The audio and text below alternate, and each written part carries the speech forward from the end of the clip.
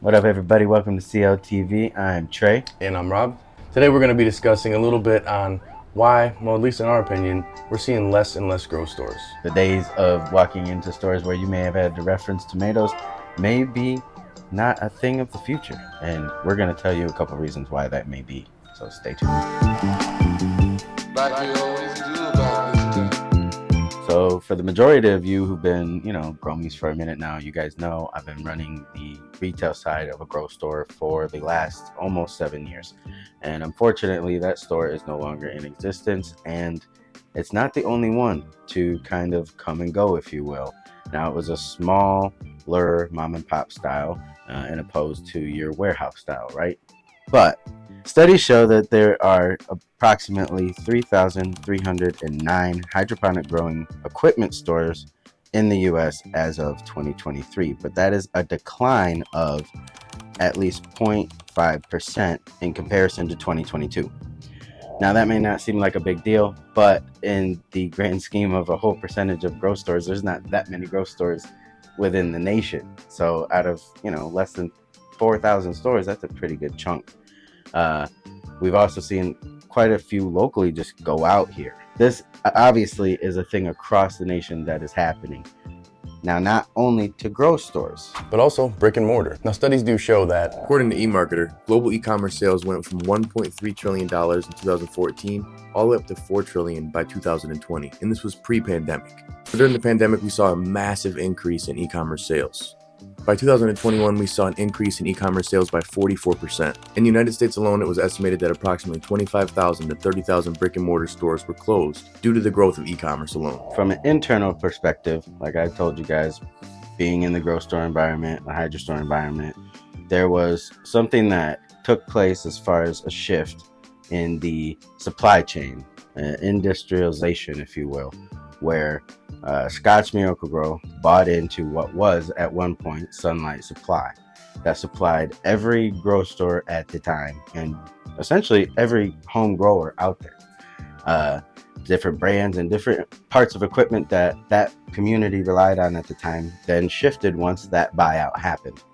It also shifted just the supply chain for especially small stores, if they weren't having the buying power necessarily to pick up on brands that they maybe once had a relationship with.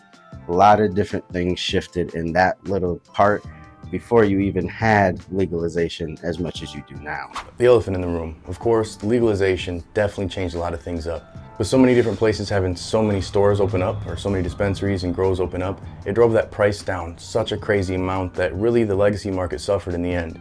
And it made it so, for the most part, people just didn't see the value or the ROI in even getting into it anymore. So there was a decline more and more, not just the passion, but in the profit and grows. So you'd see the decline in, of course, customers at the grocery stores. Now that's a massive impact for outdoor season too, when it's the biggest boom for most people. Croptober is massive, of course, but when Croptober is being taken over by a commercial grow, it's not much of a point for you to be that guy outside. Now, of course, there's the passionate growers like us. We like to smoke a ton, but there's not everybody who's into that. Most people are looking at a cash crop or an ROI on this, and with the legalization, things changed. One big issue is smaller shops not having the buying power to take on emerging commercial clients. If you have a small mom and pop shop that can't really afford to offload their entire inventory on soil, well, unfortunately, they're not going to be able to compete with direct access. When you're dealing with these large conglomerates that can go directly to the corporations, it bypasses the middleman, and there's no need for these shops. They become almost like home brewing shops where it's just the enthusiasts who are going there. Sad but true. Now, also with the emergence of things being purchased online, of course, and again, all the companies who are direct to consumer. You've seen a lot of them on our channel, and you've seen them on all over the internet, honestly. Most of these companies have been able to bypass getting through business to business and going right to business to customer with the emerging boom in e-commerce. Now, another big impact, of course, organic growing.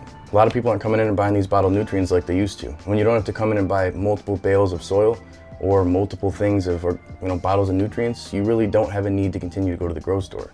Well, and more people, in a good way, are trying to be more sustainable. And so you don't need that commodity of a bottled nutrient as much or a bale of dirt if you are having a healthy soil that you can reuse. Another factor, price. As far as accessibility, it's much more. You have a much more legalization aspect ratio in just this nation, let alone other nations. And so that factor, along with the price of whether you're the grocery store owner or the customer at the grocery store, has gone up, like most things. The brick and mortar, again, is expensive. So these things all factor into why you may not see your local grow shop where you're at for much longer, unfortunately. But I definitely encourage everybody out there to go and support them, because for years that's been the bank of knowledge for the community and otherwise. And it's good to tap in online. Obviously, we're a part of that factor, and we've wanted to spread the knowledge. But to the end of era, all things. But it's definitely it's been a go-to for a lot of people for a lot of years, and so it's interesting to at least touch on this note to put it in people's brains. Well, I think overall, when you look at the companies that a lot of people would say are the ones that are hindering the performance of grow stores, it's not totally accurate.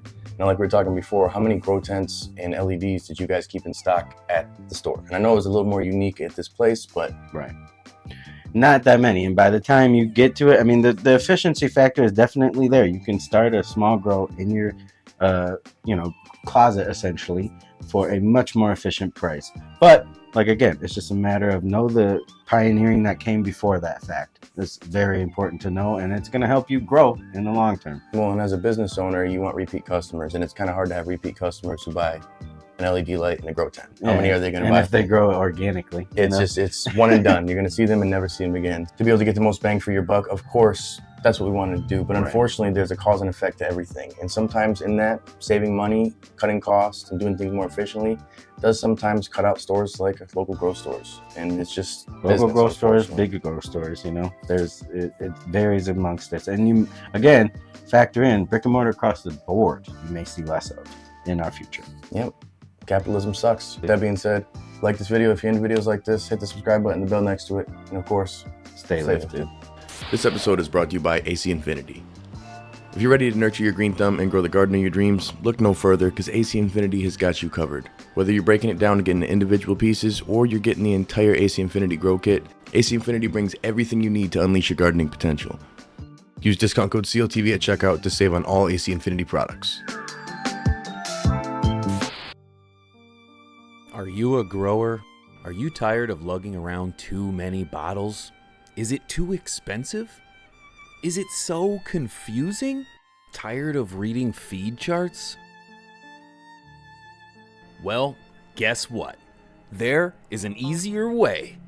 Introducing the Stash Blend. You can now get your bag of Stash Blend premium additives that you can add to your garden using just about any base nutrients. Go to stashblend.com and get your order today.